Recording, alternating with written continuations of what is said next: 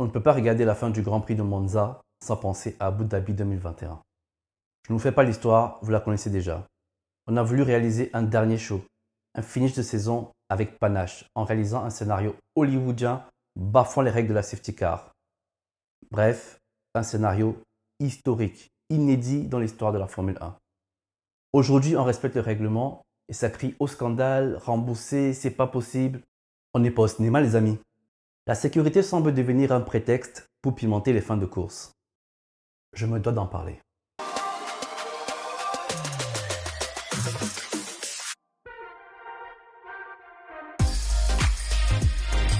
Finger Pilot. Hello les amis, c'est Finger Pilot. J'espère que vous allez bien. J'ai remarqué que vous êtes nombreux à regarder mes vidéos sans vous abonner. Les amis, le bouton rouge, c'est le meilleur moyen de soutenir la chaîne. Avec les commentaires évidemment. Alors, n'hésitez plus.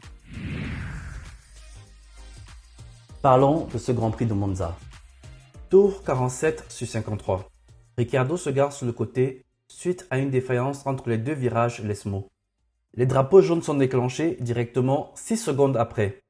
Et là, la FIA met un temps fou à déclencher la safety car, précisément 1 minute 59 secondes après la sortie des drapeaux jaunes. C'est une éternité, ça correspond à plus d'un tour de piste. On est en effet déjà au tour 48. Il reste donc 6 tours avant la fin du Grand Prix. À cet instant, Max, le leader de la course, est au virage 4. Russell, le pilote le plus chanceux de la compétition lors des safety cars, se trouve à l'entrée des stands. Bah, il plonge directement au stand. Quel vénard. Première erreur, la safety car se met devant Russell et ne l'autorise pas à la dépasser. Il aurait dû être autorisé à dépasser la safety car pour faire son 48e tour et être dans le tour de Max qui lui va bientôt entamer son 49e. Le fait que la safety car ne le laisse pas passer est une erreur. Fin du tour 48, Max rentre au stand changer également ses pneus. Quand Max sort des stands, la voiture de sécurité est bien loin. Russell se trouve sur la ligne droite en direction du virage 8. Il réalise encore son tour 48 alors que Max est dans son tour 49. Tour 51 pour le leader et donc tour 50 pour Russell. La safety car l'autorise enfin à la dépasser pour rattraper son tour de retard. Il reste donc 2 tours avant la fin de course. Max se trouve à un virage de la safety car situé à proximité de Russell. La grue est encore sur la piste à ce moment. Pour rappel, il faut que les retardataires reviennent raccrocher le peloton avant de relancer la course. Il faut reformer le rang. En l'occurrence, Russell, le premier retardataire, doit rattraper Max. Il y a carrément une volonté de la direction de course à vouloir relancer la course. Pendant que les pilotes récupèrent leur tour, la grue sort avec la voiture de Ricciardo, car le champ est vide. La preuve, quand Russell repasse entre les deux virages Lesmo, la grue n'y est plus. À cet instant précis, la safety car est au virage 1 du tour 52. Il rattrape donc la safety car lorsque Verstappen entame le tour 53. Impossible de reprendre la course. Pourquoi ce retard? Tout simplement parce que la voiture de Ricciardo était arrêtée avec la vitesse enclenchée. C'est comme votre voiture, si vous ne mettez pas au point mort, vous ne pouvez pas la pousser. Les commissaires de piste ont donc eu du mal à pousser la voiture. Il a donc fallu que la grue intervienne. Pour que la grue intervienne, il faut donc que toutes les voitures soient regroupées derrière la safety car pour qu'elle dicte le rythme. Qu'as-tu pensé de cette gestion de fin de course? Tu voulais du show, un drapeau rouge ou une relance scénarisée, ou tout simplement l'application du règlement? Le drapeau rouge est l'élément ultime intervenant lorsque les conditions de sécurité ne peuvent pas être assurées par une safety car.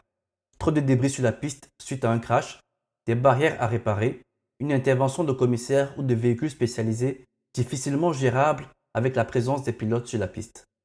Autrement, ce serait de l'abus. Or, on constate que les fans ne sont pas contents de cette fin.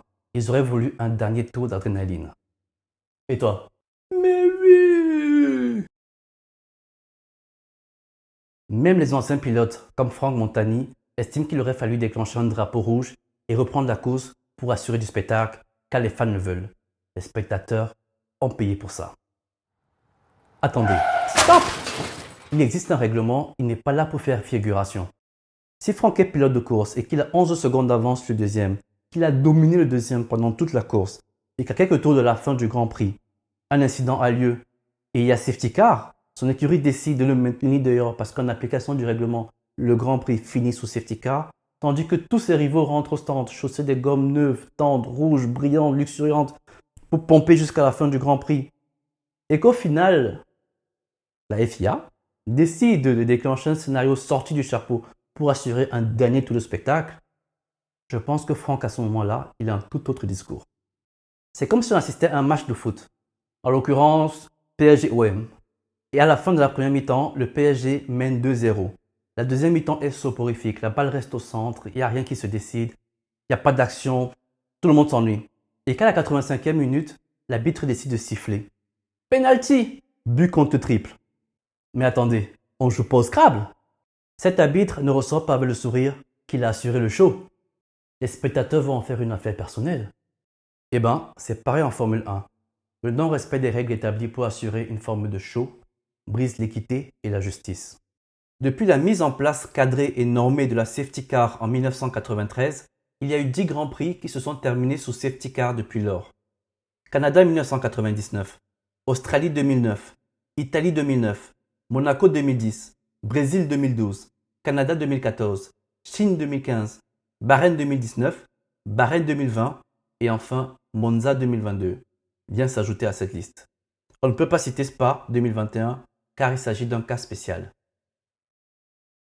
En tout état de cause, en 2019 à Bahreïn, ça n'a choqué personne. Charles était au ralenti et perdait de la puissance moteur. Max était sur le point de le dépasser pour s'emparer de sa 3e place. La safety car l'a sauvé, Charles a eu son premier podium en Formule 1. Cette fois-ci à Monza, on veut que Charles Leclerc, le challenger, gagne.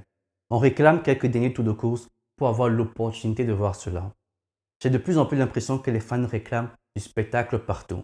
Ils veulent que la plupart des grands prix aillent dans leur sens, que le challenger ait l'opportunité de vaincre, que le challenger soit vainqueur. Mais les amis, la Formule 1, ce n'est pas le catch. On est dans un sport où il y a le plus grand nombre de règles établies. Et on a une direction de course qui porte ce règlement et qui doit l'appliquer. S'offusquer de la présence d'une grue sur le bord de piste alors que les voitures passent à côté, ce n'est pas un scandale de sécurité. Je rappelle que quand la grue rentre sur la piste, toutes les monoplaces sont derrière la voiture de sécurité. Elle impose donc son rythme.